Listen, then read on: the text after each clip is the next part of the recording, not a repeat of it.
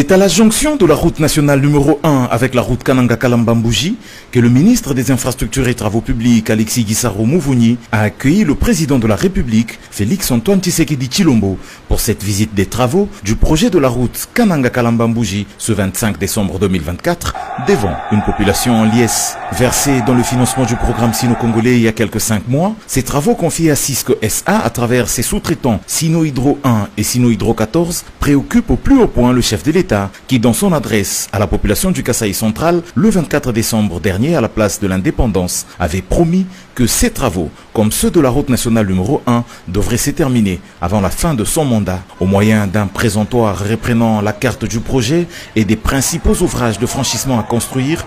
Nico Nzaou, directeur général de l'Agence congolaise des grands travaux, a donné au chef de l'État les explications utiles, notamment sur les pesanteurs qui pèsent sur ce projet. Ce sont, par exemple, les difficultés d'acheminement des engins et autres matériels au vu de l'enclavement de l'espace Kasaï. Ceci est en plus exacerbé par des conditions climatiques difficiles, avec notamment une fréquence élevée des pluies qui dérange le rechargement de la couche de fondation qui est faite en latérite. Il a cependant rassuré le chef de l'État que tout sera mis en œuvre pour la réussite de ce projet qui est vital pour la région. À l'étape de l'usine de concassage qui est en cours d'installation au PK8 du projet, le président s'est vu rapporter que cette unité produira 350 tonnes de matériaux de toute granulométrie par heure, ce qui permettra d'alimenter utilement le chantier. Visitant les bases vides de 2 entreprises, le chef de l'État a apprécié l'installation et l'approvisionnement en engins qui peu à peu emplissent l'espace du garage. À terme, c'est autour de 150 engins qui sont attendus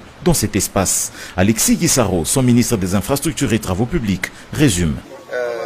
Les préalables nécessaires pour la construction de la route, c'est-à-dire qu'il y ait d'abord tous ces grands équipements ou matériels que sont les centrales d'enrobés, les centrales, les ateliers de concassage sont déjà présents. Derrière moi, vous avez vu aussi que les équipements sont là.